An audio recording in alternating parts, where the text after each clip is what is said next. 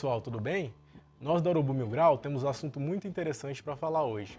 Todo mundo sabe que o mascote do Flamengo é o urubu, mas nem todo mundo sabe qual é a história que está por trás desse mascote tão famoso e tão legal, que também é o nome do nosso canal, né? Enfim, depois de uma pesquisada sobre a história desse nosso mascote, estamos aqui para falar um pouco sobre isso. Como se sabe, o Flamengo é um clube criado no ano de 1895 por 6 jovens remadores, né?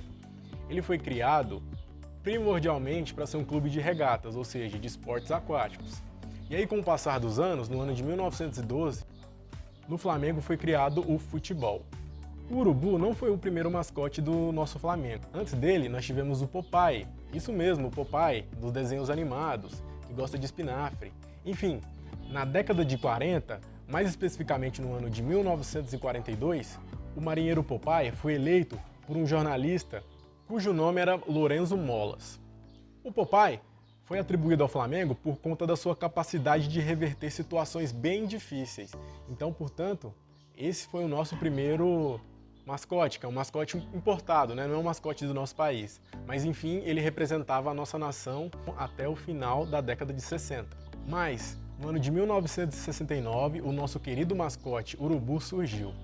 A princípio, ele não era motivo de orgulho, porque os torcedores rivais costumavam chamar os torcedores do Flamengo, pobres e negros, de urubus, uma alusão claramente racista. Mas, por conta de 4 estudantes torcedores do Flamengo, isso mudou. Luiz Otávio Vaz, Romilson Meireles, Victor Elleri e Elix Soledade. Esses torcedores, no ano de 1969, tiveram uma ideia um pouco incomum às vésperas da partida entre Flamengo e Botafogo válida pelo Campeonato Carioca. Vale ressaltar que o Flamengo estava 4 anos sem vencer aí o Botafogo. Esses 4 amigos decidiram ir até um lixão na zona sul do Rio de Janeiro para capturar um urubu que seria soltado aí no dia do jogo do Flamengo. A ideia era amarrar uma bandeira nas patas do animal e soltá-lo durante a entrada dos jogadores no campo de futebol.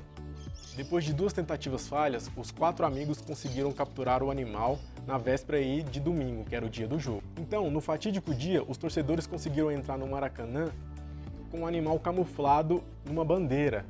A ideia inicial, como eu disse anteriormente, era soltar o animal durante a entrada dos jogadores.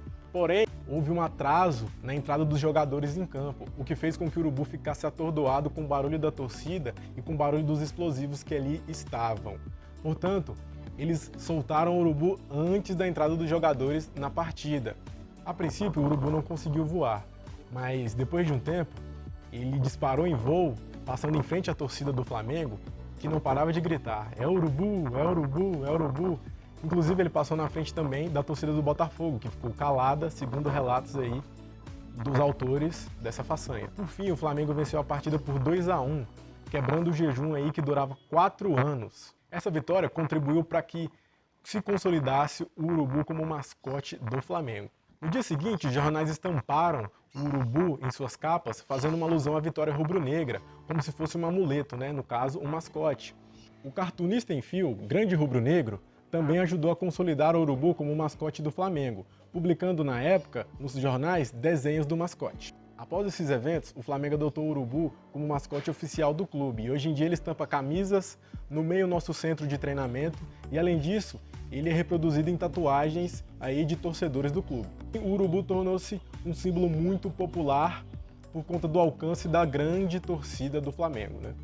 Um dos simbolismos que o mascote recentemente assumiu foi impulsionado pelo nosso jogador Renato Abreu, que na hora de comemorar os gols, colocava a máscara do urubu rei e balançava os braços fazendo uma alusão ao voo do urubu. Renato foi um dos jogadores importantes aí da última década do Flamengo. Vale ressaltar que essa história do nosso mascote tem um ponto bem interessante, que é a questão do racismo. Como eu disse anteriormente, o urubu era uma alusão racista à maioria dos nossos torcedores, que são negros e pobres. Mais posteriormente, tornou-se um símbolo de orgulho e admiração pela maior torcida do país. Se você quiser saber mais sobre o nosso grandioso mascote, eu vou deixar na descrição desse vídeo várias fontes de onde eu tirei essas informações. Essa foi uma das curiosidades que nós trouxemos aqui para sanar dúvidas de alguns torcedores que não conheciam a história do nosso querido mascote. Nós da Urubu Mil Grau pedimos que você inscreva-se no nosso canal, que curta o nosso vídeo e que siga-nos nas redes sociais que eu deixarei aqui na descrição desse vídeo. Muito obrigado e saudações rubro-negras!